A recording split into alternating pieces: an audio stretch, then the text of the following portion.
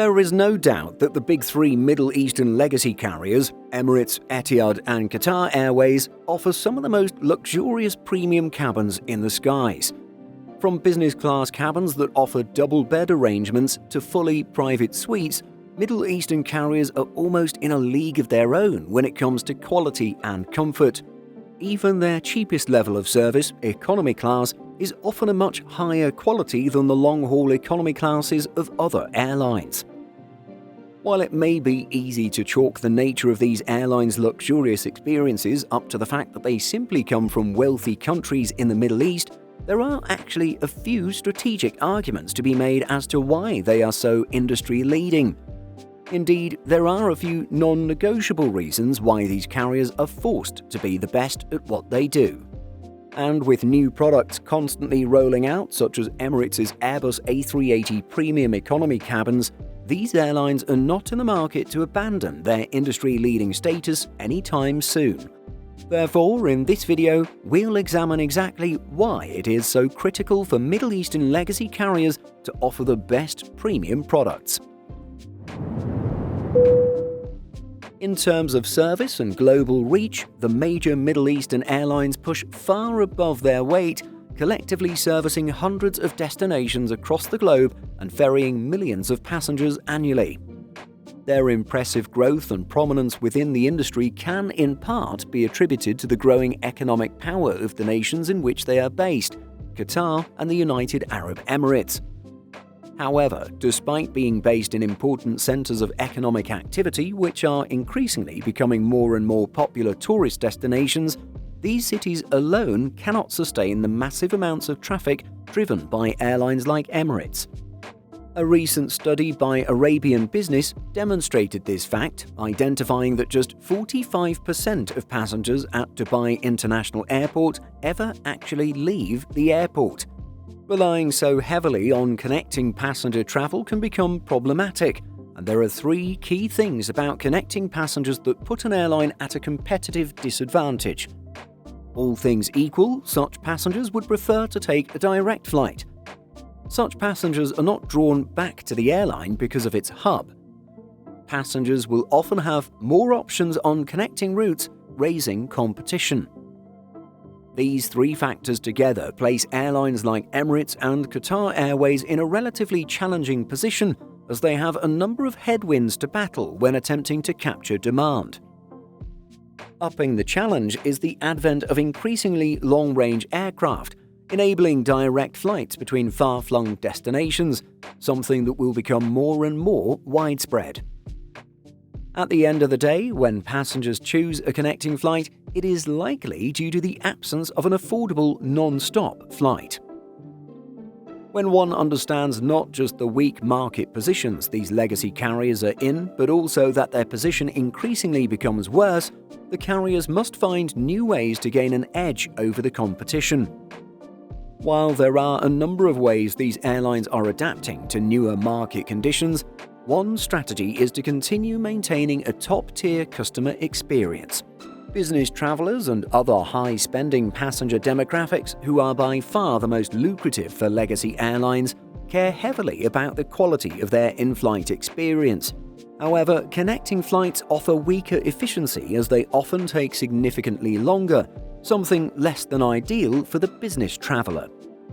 Between, say, London and India, the business traveler must be convinced that taking a connecting itinerary through Dubai is more valuable than a direct flight offered by British Airways or Air India, something a superior in-flight experience could provide.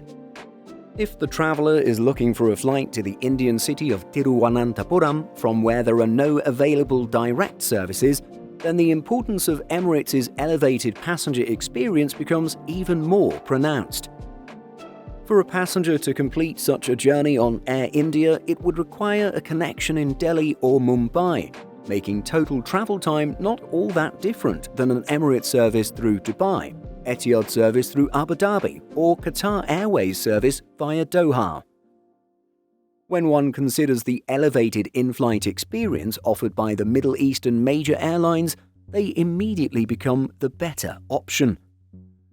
USA Today came to roughly the same conclusion back in 2015 when analysing the competitive advantage offered by Qatar Airways on non-stop flights from the US to the Maldives.